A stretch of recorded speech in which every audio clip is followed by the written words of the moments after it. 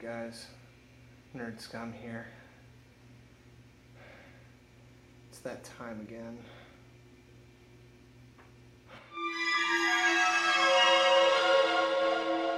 Alright guys, let's dive into this. First off, I will say that this is actually a pretty dope cover. It's pretty awesome. And we really don't care. We know who these characters are. So right off the bat, what do we get? We get Wolverine, a very modestly sized Wolverine, fighting a collection of the worst Halloween costume hand ninjas I've ever seen. Look at the way these guys are built. They are built like they are 11-year-olds playing Halloween as ninjas. No muscle mass, nothing, not intimidating. Also, we've seen Wolverine take on like twice this many ninjas dozens of times. So anyway, we start off here with Wolverine basically starting to go into his old school tagline, I'm the best at what I do. I'm the best there is at what I do. But it isn't enough. I'm about to die. So immediately, from the first page, we have a completely underwhelming scene with Wolverine declaring that he is not badass enough to deal with these children dressed up as the Hand. So anyway, he goes on and basically sets up that, yeah, he's going to die. If they throw him in the water, he'll drown. He's doing his best to stick around, but like he can't. By the way, in this story, he's not old or losing his healing factor. This is supposed to be Wolverine at his prime. And he is just barely hanging on. And finally, at the last moment, when he's pretty much about to give in, he says, I was the best there is at what I do.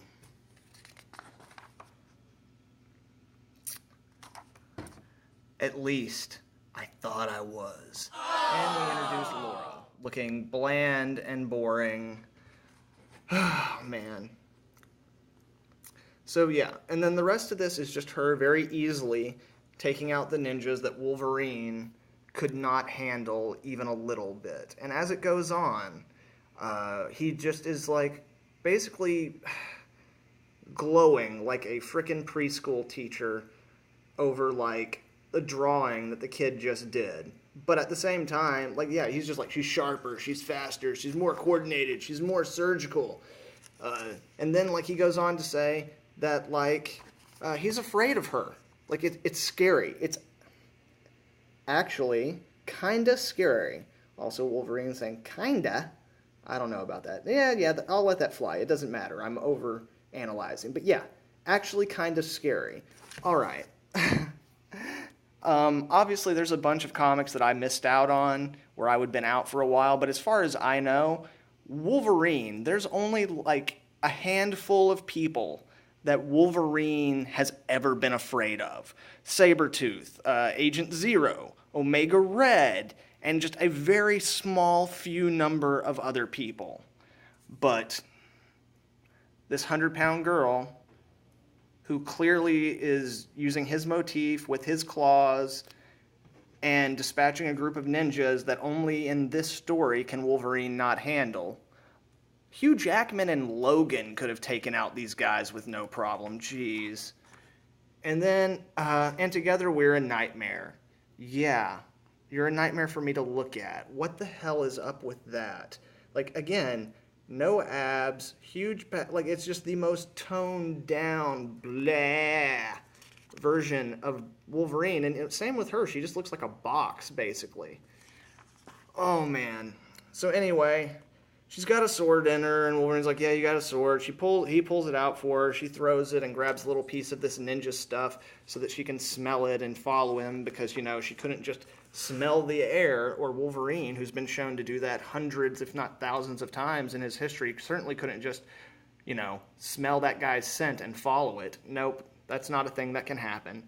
So anyway, like, they exchange names because that's important, and at no point does Wolverine question, hey, I noticed that, like, you know, you've got claws and you're dressed exactly, nope, that's not a thing. So anyway, they trek home dude to a warehouse where you get this frickin' exchange right here. Damn, that was sneaky, even for a ninja. Wolverine going, yeah, even for a ninja, that was sneaky. What the? What? Like, no, no, no, no. So there's this whole explosion thing, and then, like, Wolverine tries to shield her, and she's like, you didn't have to protect me. And he says, it was instinct. She says, no, it wasn't. And then they just drop that. What is that supposed to imply? Like, I know that they've played off a lot that Laura and Logan have, like, a father-daughter relationship in her past, his future. But either she's implying that it was, like, some kind of ungenetically bound paternal instinct, or it was male chauvinism, thinking that he needed to protect her because she's a girl. They don't explore it more, so I'm just going to leave it at that. Either way, that is stupid. Do something with it. Either do something with it or don't put it in there. So anyway, she's awesome. He's not. They catch this dude who kidnapped Wolverine's daughter, by the way. I'm sorry, I was so busy complaining. I forgot to mention that that's why he was fighting those ninjas. He had a wife. They adopted a little girl. That little girl was kidnapped, and even though Wolverine and the wife were separated, he's now going after the people who took the kid. This guy took Wolverine's kid and gave her to the bad guys. So they catch him. They start to question him, and he says, oh, no, we were just paid for a kidnapping. I'll tell you whatever you want to know. So they tell him whatever he wants to know, and then they start joking about clothes, and then they let the guy go. Wait a minute. They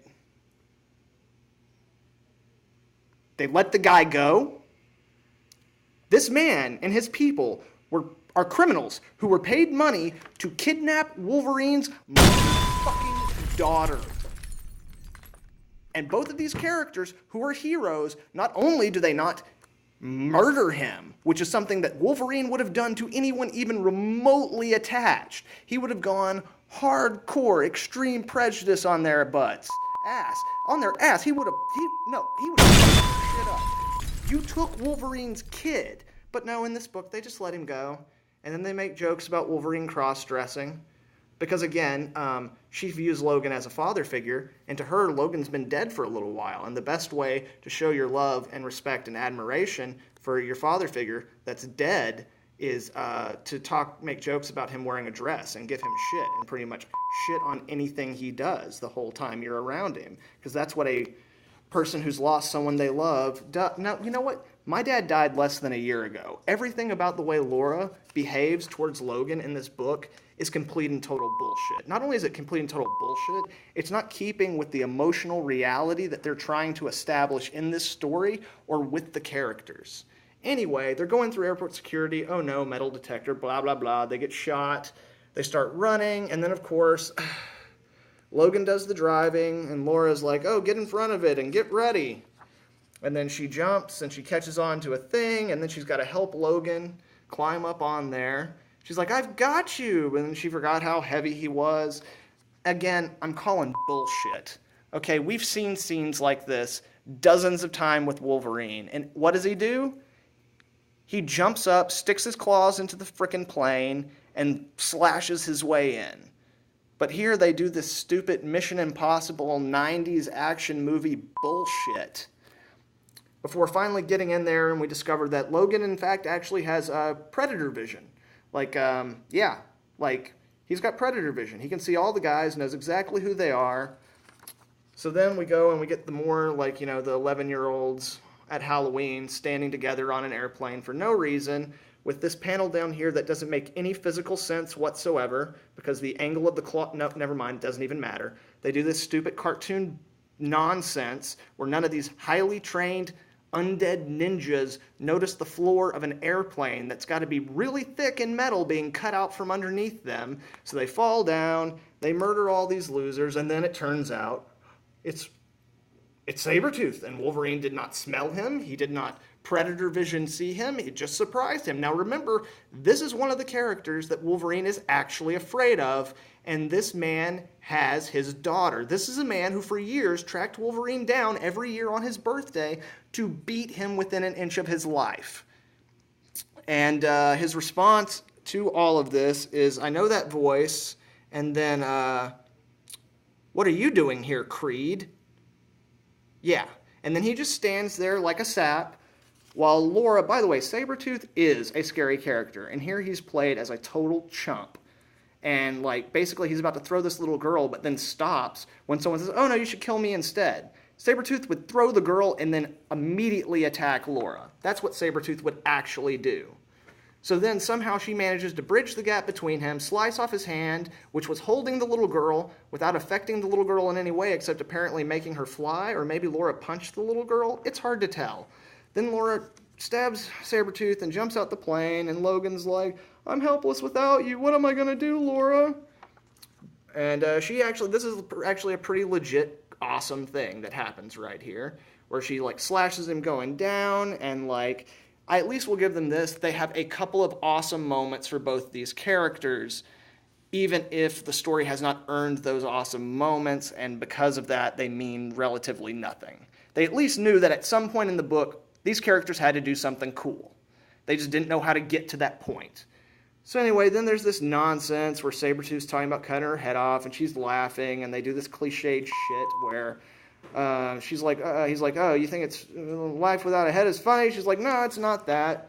Just Wolverine made the pilot turn around, and now he's jumping down. And again, this is legitimately cool, except for everything Wolverine has done in this book has depicted him as a total, like, ineffectual nothing. But he manages to jump from a plane, make this perfect plant without Sabretooth being able to defend against it.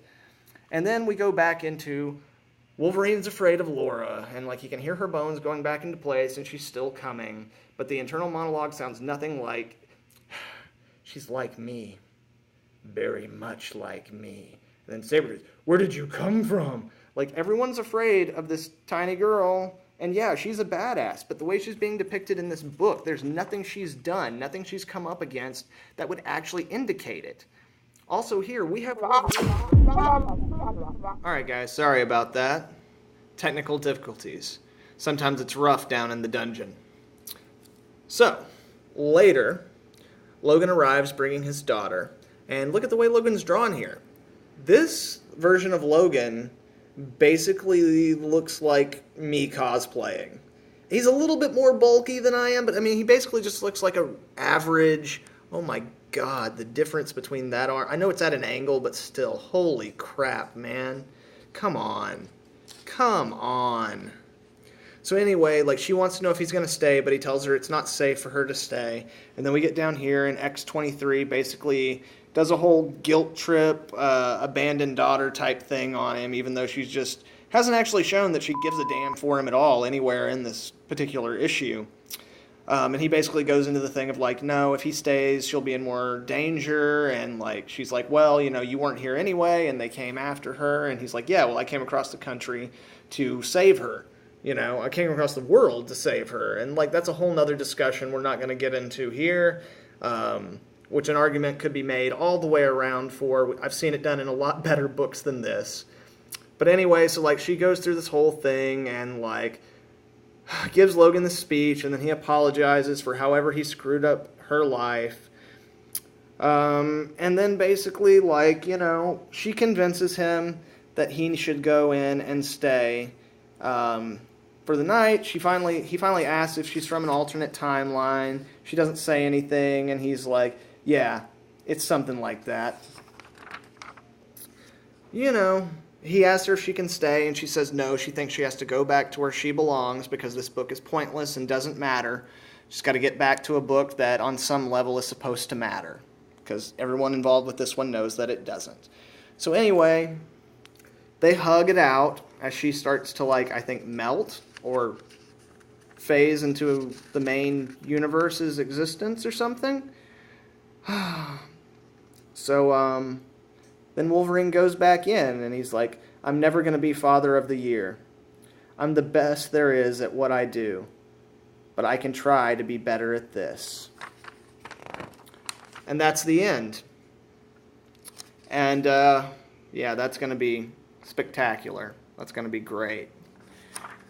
So, yeah, what I'd like to say about this ending is, like, if this story had actually been told properly, and if the kind of care and effort of, like, rooting you emotionally in the story had actually been put in, and it had been earned, this would actually be a pretty cool, satisfying Wolverine moment.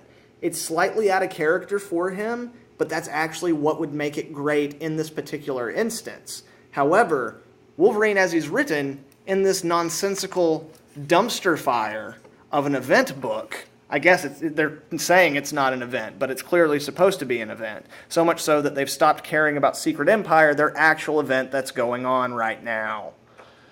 Oh my god, man. Holy crap. 3, 2, 1.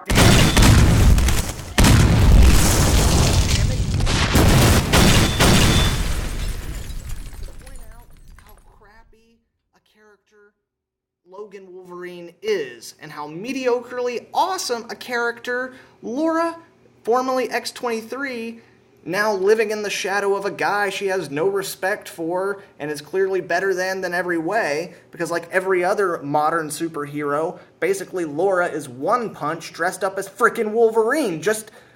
No, damn it! There you have it, guys. This book sucks so hard. Everything about this is wrong on every level. Wolverine is completely nerfed. Both Wolverines are crapped on in this book. Not only is old school Wolverine completely nerfed, drawn like a normal-sized guy as opposed to like a tiny brick shithouse built dude. Not to mention the fact that no, just everything about him is wrong. There's nothing that's right about him in this entire book. And then Laura, she's actually a character that I like. I have liked for a while. And the longer that All New Wolverine goes on, the less and less I like her, because the more she becomes like every other female character in Marvel right now. Being written either like a grumpy 14-year-old girl or a grumpy 30-year-old man. Those are the only two options, it seems, at this point anymore. Oh, man. Okay. So that was Marvel Generations, All New Wolverine, and Wolverine. A book that basically turns Wolverine into Uncle Jesse from Full House. See you guys next time. Nerd Scum out.